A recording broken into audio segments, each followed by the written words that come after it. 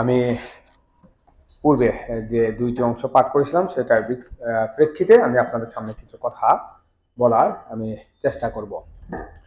আমি প্রথমে আপনাদেরকে স্বাগত জানাই বছরের এই প্রথম রবিবারে, এবং পিতা ঈশ্বরকে ধন্যবাদ জানাই যে তিনি আমাদেরকে বিগত বছর সুন্দরভাবে সুরক্ষা করে আজকের বছরে এই প্রথম উপাসনায় আমাদেরকে মিলিত হবার সুন্দর সুযোগ দিয়েছে। সেই জন্য পিতা ঈশ্বরের কাছে আমরা কৃতজ্ঞতা প্রকাশ করছি। আমি আজ আসলে ব্যক্তিগতভাবে নির্দিষ্ট কোনো বিষয় নিয়ে কথা বলার জন্য প্রস্তুতি নেইনি বিভিন্ন ব্যস্ততার কারণে। তারপরে আমি আমার ক্ষুদ্র জ্ঞানে কিছু বিষয় নিয়ে আপনাদের সাথে শেয়ার করার আমি চেষ্টা করব। গত আমাদের যে উপাসনা ছিল সেই নতুন বছরের উপাসনা, সেই উপাসনায় আমরা আমাদের শ্রদ্ধেয় অধ্যাপক ন্যাথানিয়েল স্যারের কাছ থেকে আমরা জেনেছিলাম যে সেটা ছিল আমাদের প্রভু যীশু খ্রিস্টের নাম রাখা অনুষ্ঠান মূলত। এবং আমরা পবিত্র বাইবেলে লূক 2:21 আমরা দেখতে পাই যে যিশুর জন্ম হবার পর অষ্টম দিনের দিন যিশুর নাম রাখা হয়েছিল। আমরা যদি মথি 1:18-21 পড়ি, সেখানেও আমরা দেখতে পাই যে যিশুর নাম রাখার কথা এটা যোসেফের কাছে স্বর্গদূত প্রকাশ করেছিলেন। তাহলে যিশুর এই যে নাম, এটা তার জাগতিক কোনো পিতামাতা দেননি, বরং এটা স্বর্গদূতের মাধ্যমে যিশুর এই নাম তার জন্মের আগেই এটা নির্ধারণ করা হয়েছিল, এবং ঈশ্বর এই নাম যিশুকে দিয়েছিলেন। এটা দিয়ে একটা বিষয় খুব স্পষ্ট ভাবে আমরা বুঝতে পারি যে যিশুর প্রতি ঈশ্বরের পূর্ণ অধিকার ছিল।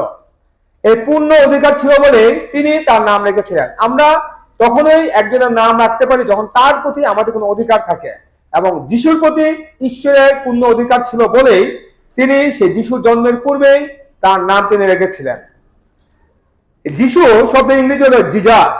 এই জিজাস বা যিশু শব্দের আবিধানিক অর্থ হলো ত্রাণকর্তা বা সেভিয়ার।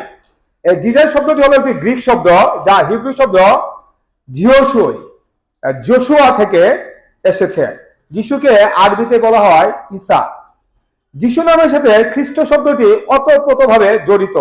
লূক 2:11 লেখা রয়েছে, কারণ অদ্য দায়িত্ব নগরে তোমাদের ত্রাণকর্তা জন্মেছেন, তিনি খ্রিস্ট প্রভু। যোহন 1:41 বলা হয়েছে যিশু হলেন মসিহ। এই মসিহ এর ইংরেজি হলো মেসাই। মেসাই হলো একটি হিব্রু শব্দ যার অর্থ হলো খ্রিস্ট। খ্রিস্ট শব্দের ইংরেজি হলো ক্রাইস্ট। এই ক্রাইস্ট শব্দটি এসেছে গ্রিক শব্দ ক্রাইস্টস থেকে, যার অর্থ হলো অভিষিক্ত বা অ্যানয়েন্টেড। নতুন নিয়মে 514 বার এই খ্রিস্ট শব্দটি ব্যবহার করা হয়েছে। পবিত্র বাইবেলে আমরা দেখতে পাই যে যিশুর কিছু উপাধি রয়েছে।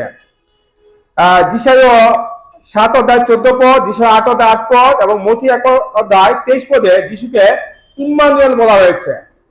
এর অর্থ হলো আমাদের সহিত ঈশ্বর। তাহলে আমরা যখন ইম্মানুয়েল শব্দটা উচ্চারণ করি তখন বুঝতে হবে যে আমাদের সহিত ঈশ্বর, এই কথাটা আমরা বলছি। যিশায় 9:6 যিশুর নাম দেওয়া হয়েছে আশ্চর্য মন্ত্রী, বিক্রমশালী ঈশ্বর, সনাতন পিতা, শান্তিরাজ। যিশুকে বলা হয়েছে আশ্চর্য মন্ত্রী। একজন মন্ত্রী যেমন তার অধীনস্থ একটি মন্ত্রণালয়ের বা একটা এলাকার লোকদের সুরক্ষার জন্য কাজ করে, আমাদের প্রভু যীশু খ্রিস্ট জগতের সমগ্র মানুষের সুরক্ষার জন্য, এক কথায় যদি বলে তাদের পাপ থেকে মুক্তি দেওয়ার জন্য তিনি তার জীবন উৎসর্গ করেছিলেন।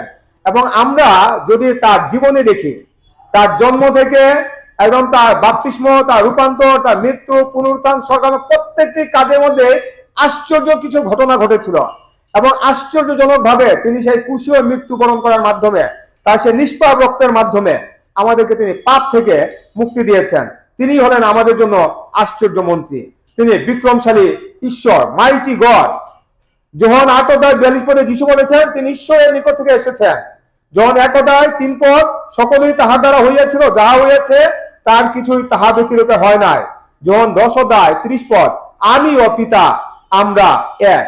যোহন 14:11 তিনি বলেছেন তিনি পিতাতে আছেন এবং পিতা তার মধ্যে আছে। এইগুলো থেকে একদম এটা স্পষ্ট যে যিশুই হলেন বিক্রমশালী ঈশ্বর। সনাতন পিতা।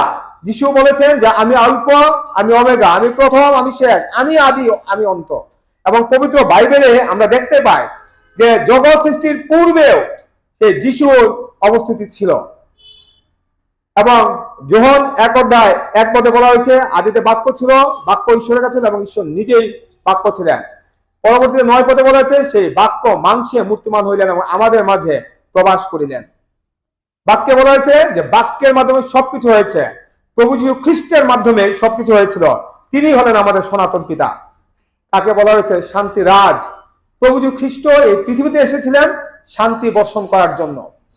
পৃথিবীতে যত হানাহানি, হিংসা, বিদ্বেষ হয়েছে সেই সব কিছু দূর করার জন্য।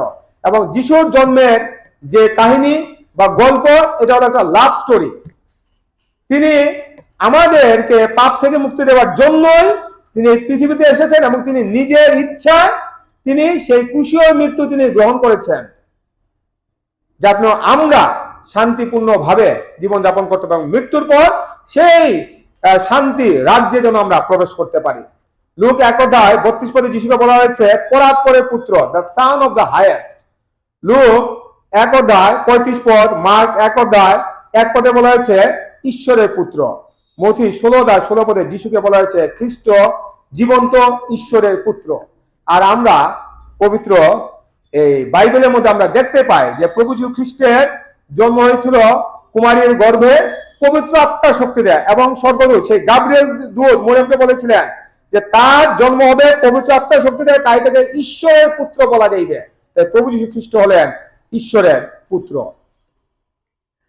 যিশু নিজেকে কিছু উপাধিতে ভূষিত করেছেন। যেমন যোহন 6:33 যিশু নিজেকে বলেছেন ঐশ্বরীয় খাদ্য। তিনি হলেন ঐশ্বরীয় খাদ্য। স্বর্গ থেকে তিনি নেমে এসেছেন এবং তিনি আমাদেরকে জীবন দান করেছেন, এমন জীবন যার কোনো শেষ নেই, অনন্ত জীবন তিনি আমাদেরকে দান করেছেন। যখন 6:35 যিশু নিজেকে জীবন খাদ্য বলেছেন। তিনি এমন এক খাদ্য, যদি আমরা তাকে গ্রহণ করি তাহলে কখনোই আমরা ক্ষুধার্ত হব না। যখন 4:10 যিশু নিজেকে জীবন্ত জল বলেছেন। তিনি এমন এক জল, যদি আমরা তাকে পান করি তাহলে আমরা কখনোই পিপাসিত হব না। সেই সময় মহিলাকে তিনি বলেছিলেন যে তুমি যে জল নিচ্ছ তা যদি কেউ গ্রহণ করে তার পিপাসা পাবে, কিন্তু আমার কাছে এমন জল আছে যদি এটা কেউ গ্রহণ করে তার কখনোই পিপাসা পাবে না, বরং এটা উতলে পড়বে। তাহলে যিশু হলেন সেই জল, যদি আমরা যিশুকে গ্রহণ করি তাহলে আমরা কখনোই পিপাসিত হব না। যখন 8:12 তিনি নিজেকে জগতের জ্যোতি বলেছেন। তিনি এসেছেন জগৎকে আলোকিত করার জন্য এবং তার মাধ্যমে আমরা আমাদের জীবনে দীপ্তি লাভ করেছি। যখন 10:7 তিনি নিজেকে মেষদের দ্বার বলেছে। আমি যে অংশ পাঠ করেছি, যিশু বলেছেন আগে যারা এসেছিল তারা চোর এবং তারা এসেছিল মেষদেরকে চুরি করে নেওয়ার জন্য, আর তিনি মেষদের দ্বার। তিনি এসেছেন যেন মেষেরা তার কাছে আসে, তার মধ্যে দিয়ে ভিতরে প্রবেশ করে এবং সেখানে তারা জীবন পাবে, সেখানে তারা চোরানি দেখতে পাবে।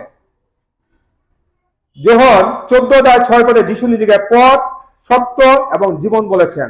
যখন 10:11 তিনি নিজেকে উত্তম মেষপালক বলেছেন এবং তিনি বলেছেন যে উত্তম মেষপালক মেষদের জন্য তার জীবন উৎসর্গ করে, সে জীবন দিতে পিছপা হয় না।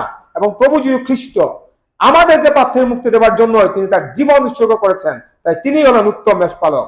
যখন 11:25 তিনি নিজেকে পুনরুত্থান ও জীবন বলেছেন। যিশু মৃত্যুকে জয় করেছেন, তিনি পুনরুত্থিত হয়েছেন। তার এই পুনরুত্থিত জীবনের মাধ্যমে আমরা নিজেরাও একটি পুনরুত্থিত জীবন পেয়েছি। আজ আমরা কেউ পাপী নই, আমরা প্রত্যেকেই যীশু খ্রিস্টের নামে তার সেই পুনরুত্থিত জীবনের মাধ্যমে আমরা নিজেরাও একটা পুনরুত্থিত পাপহীন একটা জীবন আমরা লাভ করতে পেরেছি। যখন 15:1 যিশু নিজেকে প্রকৃত দ্রাক্ষালতা বলেছেন। তিনি বলেছেন যে তার সাথে যারা যুক্ত, তাদের মধ্যে যারা ফল উৎপন্ন করবে না তাদেরকে তিনি কেটে ছাঁটাই করবেন, আর যারা ফল উৎপন্ন করবে তাদের তিনি পরিচর্যা করবেন, যেন তাদের মাধ্যমে আরো